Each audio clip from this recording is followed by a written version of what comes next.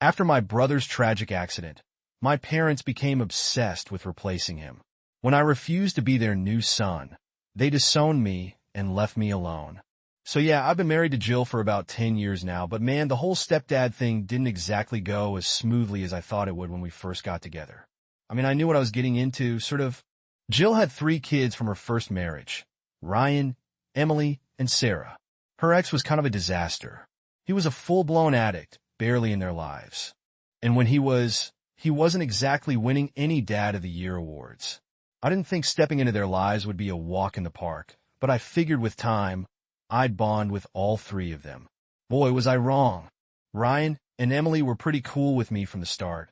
I mean, I didn't expect them to jump into my arms and start calling me Dad right away, or anything, but we got along well enough. I'd help them with their schoolwork, took them out for ice cream a few times, just normal stuff to build a relationship. We had a decent connection, and things were pretty good. But Sarah? Nope. From day one, she made it very clear she wasn't on board with this whole new guy in Mom's life situation. She was about 13 when I first met her, and let me tell you, that age, it's brutal. Everything I did annoyed her. If I tried to be nice, she'd roll her eyes or make some sarcastic comment. And if I tried to give her space, she'd make it seem like I was ignoring her on purpose. It was a lose-lose situation from the start.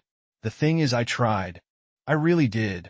Jill would talk to her, try to explain that I wasn't there to replace her dad, that I just wanted to be part of the family, but Sarah wasn't having it. She always threw in my face that her dad was the best, and that I was just some jerk. It became her favorite line anytime I tried to talk to her. Honestly, I get it. Her dad may not have been a great guy, but he was still her dad, Kids will always put their parents on a pedestal, even if the reality is far from perfect. But still, every time she said it, it cut deep. I wasn't trying to take her dad's place. I just wanted to be someone she could count on. But nope. I was just a jerk trying to swoop in and ruin her life. I figured things would eventually get better, though. Like, maybe after some time, she'd warm up to me, right? I mean, people change. They grow. But things took a hard left when her dad passed away. Now, I wasn't really living with Jill and the kids yet, but I was around a lot. I saw firsthand how Sarah's world pretty much shattered when she got the news. Her dad might have been a mess, but he was still her dad. Losing him hit her like a truck. And whatever dislike she had for me before, it multiplied by 1,000 after that. She didn't just resent me at that point. She actively hated me. It was like she blamed me for everything that had gone wrong in her life. And trust me, it wasn't just some typical teenage angst. She really, really hated me. Jill did her best to help Sarah. She got her into therapy, tried to be there for her as much as possible. But honestly, I don't think it made much of a difference. Sarah would barely talk to me. And when she did, it was nothing but insults or these nasty, passive-aggressive comments. She was constantly comparing me to her dad, even though he wasn't exactly a shining example of fatherhood. She'd go on and on about how I was just a wannabe and how her dad would have done everything better. It was exhausting. I remember one night we were all having dinner, and I asked her something simple like, "How was school today?" Just trying to make conversation. She glared at me across the table, took a bite of her food, and just goes, "Why do you care? My real dad wouldn't bother pretending like you do." The whole table went silent. Jill shot her that look, the one moms give when their kids are about to cross a line. But Sarah didn't care. She just kept eating like nothing had happened. I didn't know what to say, so I just sat there, feeling like a complete idiot. How do you even respond to that? Over time, I tried backing off, thinking maybe if I gave her space, she'd come around. But the more I pulled back, the more she acted like I didn't exist. The only time she'd acknowledge me was to remind me that I wasn't her dad. She never missed a chance to make me feel like an outsider in my own family. And let me tell you, it wasn't just affecting me. Ryan and Emily were stuck in the middle of this whole mess. They liked me, and we got along well. But every time Sarah threw one of her tantrums, it would make things awkward for everyone. There were nights where Ryan and Emily would ask to stay over at my place just to get away from all the drama with their sister. I never wanted it to be like this. Then came the big one, Sarah telling Jill she'd run away if we got married. Yeah, that happened. Jill and I had been dating for a couple of years at this point, and things were getting serious. I wanted to move forward, to actually build a life together. But Sarah? She wasn't having it. She told her mom flat out that if we got married, she'd pack her stuff and leave. Jill was torn. She didn't want to lose her daughter, but she also didn't want to keep putting her life on hold because of Sarah's attitude. We talked about it a lot, and eventually we made the decision to hold off on getting married for a while. Maybe Sarah just needed more time to come around. Maybe she'd mellow out as she got older. Spoiler alert, she didn't. But at that moment, we just put everything on pause, hoping things would settle down. In the meantime, Ryan and Emily started spending more and more time at my place. And honestly, we got closer because of it. They didn't want to deal with Sarah's constant outbursts, and I didn't blame them. It wasn't just the typical sibling stuff. She was outright mean to them too, especially after they started warming up to me. It was a rough time for all of us, but somehow we made it work. So after that whole, I'm going to run away if you get married thing with Sarah, Jill and I decided to take a step back. We put our wedding plans on hold, thinking maybe with some time, things would calm down. Honestly, I wasn't holding my breath, but I wanted to believe there was a chance Sarah would eventually get over it. Spoiler, she didn't. A couple of years passed, and Jill and I kept doing the whole dating but not married thing. It was frustrating, but we didn't want to push too hard with Sarah still throwing these emotional grenades every time we tried to talk about moving forward. In the meantime, Ryan and Emily were staying at my place more and more. It was becoming their second home, or maybe their first really. We play video games, watch movies, and just hang out. It was a lot more peaceful than being at home, where Sarah was constantly on edge. And then one day, Jill and I sat down and talked. Really talked. Like, what are we doing? Kind of talk. We were tired of putting our life on hold for Sarah. It felt like we'd been dancing around her mood swings for years. Ryan and Emily were already living in my place half the time, and they were pushing us to just get married already. Even Jill was starting to feel like she was walking on eggshells in her own house. So we made a decision. We were going to get married, whether Sarah liked it or not. I remember that conversation with Jill so clearly. We were sitting on the couch, and she was just exhausted. I love my daughter, she said, but I can't keep living like this. She's holding our entire family hostage with her anger. She wasn't wrong, and I was done trying to tiptoe around Sarah's feelings, especially when she didn't care about anyone else's. So we set a date. We didn't make a big deal out of it. Didn't throw some huge engagement party or anything like that. We just quietly told the kids that we were getting married. Ryan and Emily were thrilled. They were old enough to understand that Sarah's behavior wasn't normal, and they were actually excited to see their mom happy again. But Sarah, when she found out, it was like World War III erupted in our house. She went ballistic. I'm not even exaggerating. The minute Jill told her, she started screaming about how we were betraying her dad, how we were trying to erase him and replace him with me. And yeah, she threw the usual insults at me, calling me a jerk, telling me I'd never be her dad. But this time it was worse. This time she took it out on Ryan and Emily too. I'll never forget the day she destroyed Ryan's room. Jill had just told her about the wedding, and a few hours later, I hear this crash from upstairs. I run up there, and Sarah's in Ryan's room, throwing stuff around like a tornado. She knocked over his gaming console, ripped posters off the wall, and even smashed a picture frame that had a photo of me, Ryan, and Emily from one of our camping trips. All because she thought her siblings were betraying their dad by being happy for us. Ryan was devastated. He came home and found his room trashed, and all he could do was stand there, staring at the mess. He didn't say anything, but I could see it in his face. He was done with Sarah. He tried to be understanding, tried to be patient. But this was too far. I helped him clean up, but the damage was done. That night, he and Emily both came to me and said they wanted to move in with me full-time. They were tired of the constant drama with Sarah. They didn't want to feel guilty for being happy or for having a relationship with me. Jill was heartbroken, but she understood. She knew Sarah was pushing everyone away, and she couldn't keep pretending everything was okay. So Ryan and Emily officially moved in with me, and it was like a weight was lifted off their shoulders. They didn't have to deal with Sarah's outbursts every day, and we finally started to feel like a real family. Of course, Sarah wasn't done with her antics. After Ryan and Emily moved out, she became even more distant. She barely spoke to her mom and almost never came around when I was home. Jill tried to keep the peace, but Sarah was like a ticking time bomb, always ready to explode at the slightest mention of me. One day, she flat out told Jill, "If you marry him, I'll never come back here."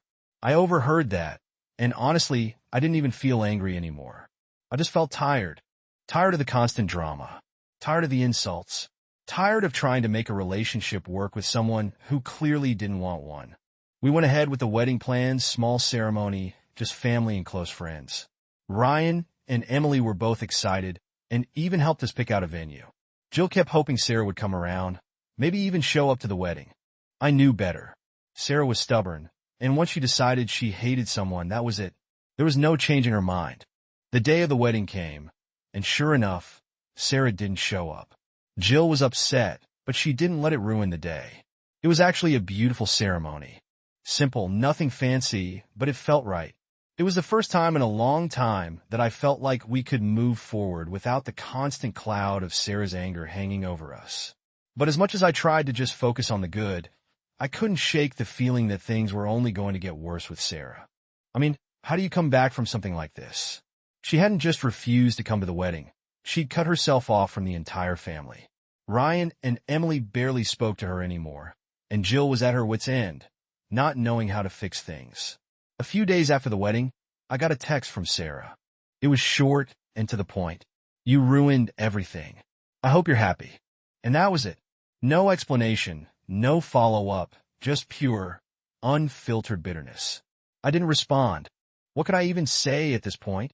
Ryan and Emily tried reaching out to her a few times, but every time they did, she'd throw some snide comment about how they'd sold out by accepting me into their lives. Eventually, they stopped trying. There's only so many times you can be told you're a traitor before you just stop caring. So, that's where we were. Jill and I were finally married. Ryan and Emily were living with us full-time, and Sarah? Well, Sarah was pretty much gone, at least emotionally. She had her own life now, and we weren't a part of it. But little did I know, this was just the beginning of the real drama with Sarah. Because while we thought things had settled down after the wedding, Sarah wasn't done with us yet. Not by a long shot. So after the wedding, things with Sarah got even worse, if that was even possible. Like I mentioned before, she didn't come to the ceremony. And while Jill was heartbroken about that, we both tried to move forward. I mean, we were married now, and Ryan and Emily were fully on board living with us. And honestly, life was good in a lot of ways. But Sarah? She went full radio silence. At first, I thought maybe she just needed time to cool off. I figured she'd be mad for a while, but eventually, she'd come around. I didn't expect her to suddenly want a relationship with me, but at least talk to her mom, right? But weeks went by, and she didn't say a word to Jill. Not even a simple congratulations or anything. It was like we didn't exist. Jill was torn up about it.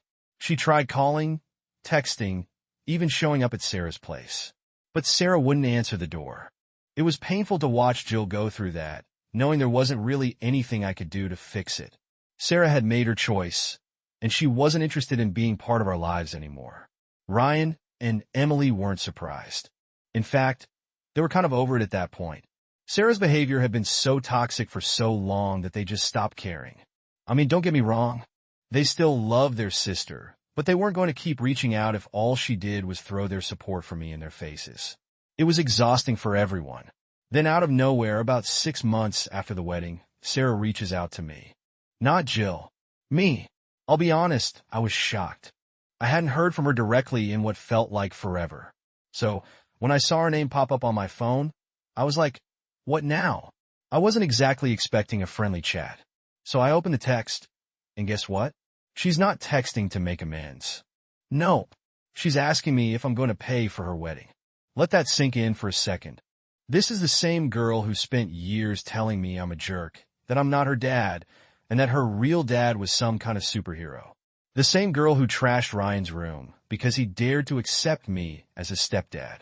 And now, after completely ghosting us for months, she suddenly wants me to pay for her wedding? I couldn't believe it. I didn't respond right away. I mean, how do you even answer that? I showed Jill the text, and she just kind of sighed. She knew what Sarah was like, but this was something else. Jill didn't tell me what to do. She left it up to me. But I could tell she wasn't exactly thrilled with the idea of me paying for Sarah's wedding. After thinking it over for a bit, I decided to call Sarah. Texting felt too impersonal, and I didn't want to get into a back and forth over messages. So I dialed her number, not really sure what I was going to say, but knowing I had to say something. She answered, and right away, I could tell she wasn't calling to chat. Her voice was sharp, like she was annoyed that I called instead of just saying yes to her text. She didn't even bother with small talk, just went straight into how she was getting married, how her dad would have paid for everything if he were still alive, and how it was only fair that I cover the cost since I paid for Ryan and Emily's weddings. I let her finish, just kind of sitting there stunned by how blunt she was being, and when she was done, I took a deep breath and told her no. I wasn't going to pay for her wedding.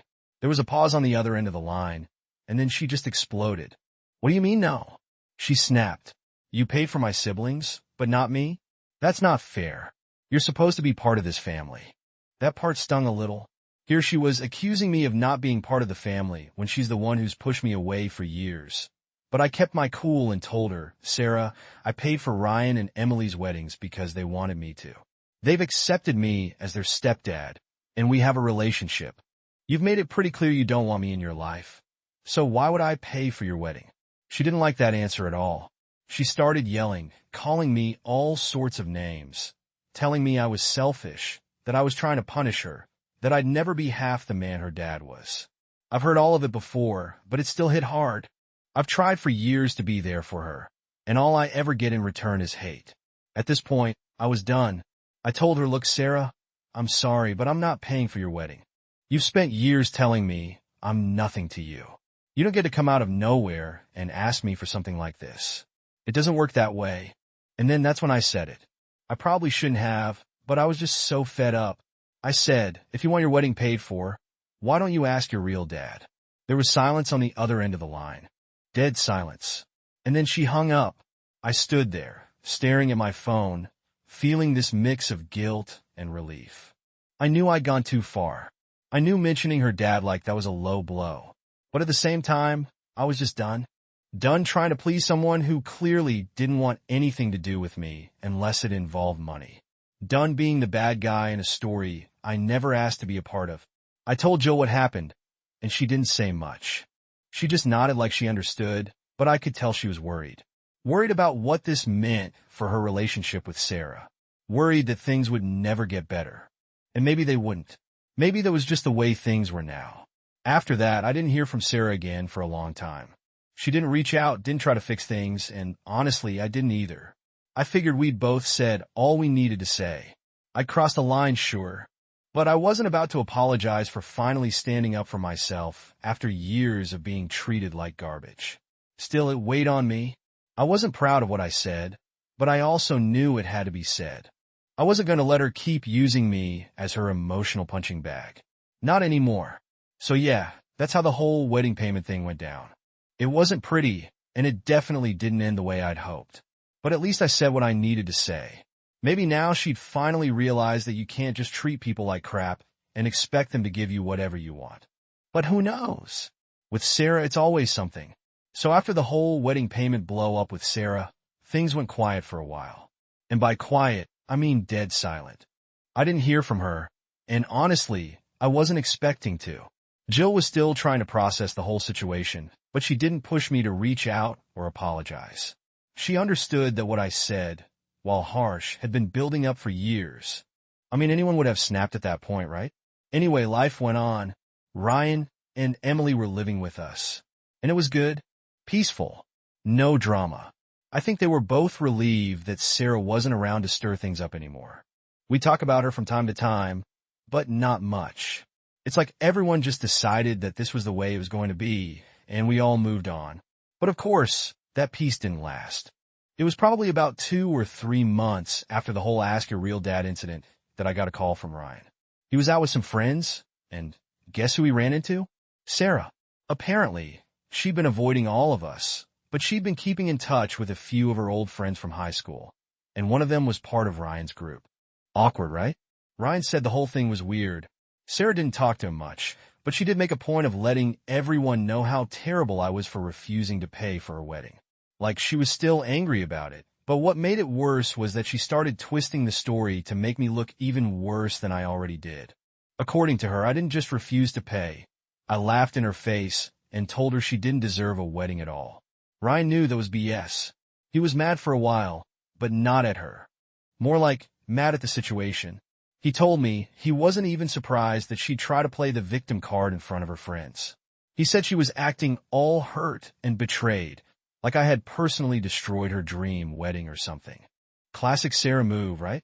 Play the victim, shift the blame, make it all about her. That night, Ryan came home, and me and Jill in on what happened. Jill didn't say much, just listened. I could tell she was hurt by what Sarah was doing, but again, she wasn't surprised. At this point, none of us were. But then, things took a turn I wasn't really expecting. A few days after Ryan's run-in with Sarah, I get a call from a number I don't recognize. I normally don't answer unknown numbers, but something told me I should pick up. So I do. And it's Sarah. Now, I haven't spoken to Sarah since that whole wedding argument, so I wasn't exactly sure how this was going to go. At first, I thought maybe she was calling to apologize or at least try to patch things up. But no, it was nothing like that. The second I answered, she went right into it. "You really think you can just say whatever you want to me and get away with it?" She snapped. I was caught off guard, obviously. I tried to stay calm and asked her what she was talking about. And that's when she unloaded. She started accusing me of turning Ryan and Emily against her, saying that I was the reason the family was falling apart. She even blamed me for her mom and her not talking much anymore. Apparently, I was responsible for all of it. I couldn't even get a word in. She just kept going, saying how I've ruined everything, how I've always tried to replace her dad, and how she can't believe her mom chose to marry someone like me. It was like years of pent-up resentment were coming out all at once. And the worst part? She honestly believed every word she was saying. When she finally stopped, I tried to explain that I wasn't trying to replace her dad, that I never wanted to come between her and her mom or her siblings, but she didn't care. She wasn't listening. In her mind, I was the villain, and nothing I said was going to change that. So I just told her, "Look, Sarah, I'm sorry things turned out this way, but you've made it clear you don't want me in your life. I'm not going to keep fighting with you about this. If you ever want to talk, I'm here, but I'm done with this back and forth." And then she said something that stuck with me. She said, "You've never been part of this family, and you never will be. You're just some guy my mom married." That one hurt. I mean, after everything I'd been through with her siblings, after years of trying to be there for her, she still saw me as nothing, just some guy. But I wasn't about to let her see that it bothered me. So I just said, "Okay, if that's how you feel, I get it." And then she hung up. I sat there for a while, just kind of processing everything. I wasn't surprised by her reaction, but it still hurt. I mean, who wouldn't hurt by that? I've been in her life for over a decade, and to her, I'm still just some guy. But I guess that's how it was always going to be. Later that night, I told Jill about the conversation. She didn't seem surprised either. She just nodded and said, "She's angry. She needs someone to blame." Yeah, that was probably true, but it didn't make it any easier to deal with. At this point, I didn't know what else to do. I'd done everything I could to try to make things work with Sarah, but it was clear that no matter what I did, it was never going to be enough. And honestly, I was tired. Tired of being the punching bag. Tired of always being the bad guy in her story. It was exhausting, and I didn't have the energy to keep fighting a battle I was never going to win. So after that, I made a decision. I was done. Done trying to fix things with Sarah.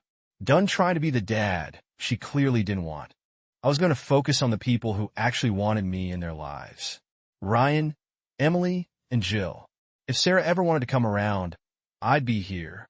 But until then, I was done putting myself through the emotional ringer for someone who didn't want me there. I didn't hear from Sarah again for a while after that, and I didn't go out of my way to reach out either.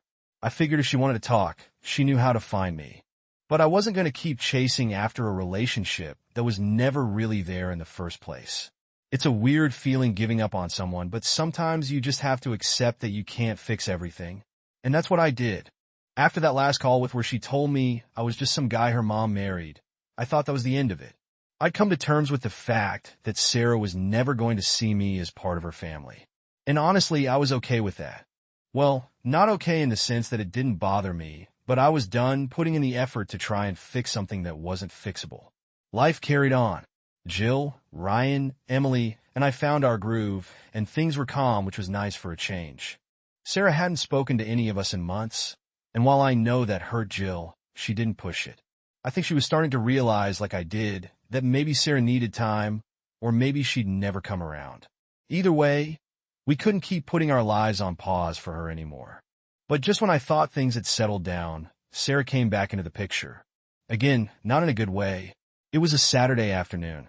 I remember because we'd been having a lazy day, just hanging out at home, and then the doorbell rang. Jill got up to answer it, and I could hear voices at the door, but nothing too alarming. Then Jill walked into the living room, and she had this look on her face, like she didn't know whether to be angry or upset. "Sarah's here," she said. I wasn't sure what to expect, but I figured maybe Sarah had decided to come over and finally talk. Maybe after all this time, she wanted to try and mend things, or at least have a conversation that didn't involve her yelling at me. I got up and went to the door, trying to prepare myself for whatever was about to happen. But the minute I saw her standing there, I knew this wasn't going to be a friendly visit. Sarah didn't look like she was here to talk. She looked angry, really angry. "I'm here to get what's mine," she said. No greeting, no small talk, nothing. Just straight to the point. I was confused. "What do you mean, what's yours?" I asked, trying to keep my voice calm. She crossed her arms and glared at me. "Ryan and Emily told me you paid for their weddings. That's not fair. You owe me the same." There it was again. The same argument she'd been making for months. But this time she wasn't asking over the phone or through text. She was standing in my doorway, demanding it like she was entitled to it. I took a deep breath and tried to explain, again, why I wasn't going to pay for her wedding. "Sarah, I've told you before. I paid for Ryan and Emily because we have a relationship. They've been a part of my life for years. But you've made it pretty clear you don't want anything to do with me. So why would I pay for your wedding?" I thought maybe, just maybe, she'd understand that. But no, she didn't. She stepped closer, practically in my face, and said, "You think you could just walk into my family and decide who gets what? You're not my dad. You never have been. But if you're going to pretend to be, then you better treat all of us the same." Now, I'm not going to lie.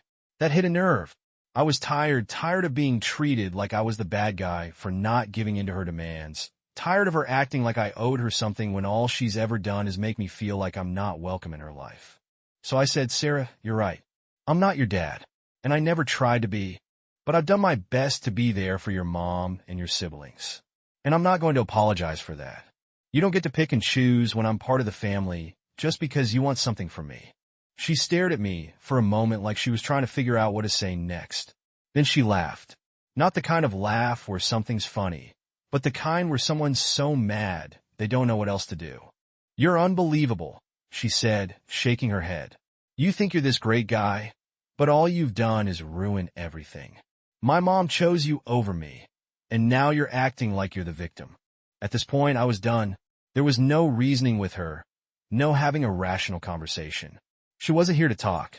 She was here to get what she wanted. And when she realized she wasn't going to get it, she just turned it into another opportunity to tear me down. "I'm not doing this with you, Sarah," I said, stepping back. "If you can't talk to me without throwing insults, then there's nothing more to say." She opened her mouth to say something else, but Jill stepped in. "Sarah, I think it's time for you to go," she said, her voice calm but firm. Sarah glared at her. "Really, Mom? You're going to let him talk to me like that?" Jill didn't flinch. "This isn't about him, Sarah. This is about you coming here, demanding something you know isn't fair, and expecting everyone to just give in because you're angry. You need to leave." For a second, I thought Sarah might actually listen, but instead, she shook her head, gave us both one last disgusted look, and walked out the door without another word. After she left, Jill and I just stood there in silence for a while. I could tell she was upset, but she didn't say anything. Finally, she just sighed and said, "I don't know what to do anymore." Neither did I. I mean, what could we do? Sarah had made it clear that she wasn't interested in anything other than getting what she thought she was owed, and no matter how many times we tried to explain our side, it didn't matter. She didn't want to hear it. After that, things went quiet again. Sarah didn't reach out, and we didn't either. I think we both needed time to process what had happened. It wasn't just about the money anymore. It was about the fact that Sarah had no intention of ever seeing me as part of her life, no matter what I did. And at this point, I had to accept that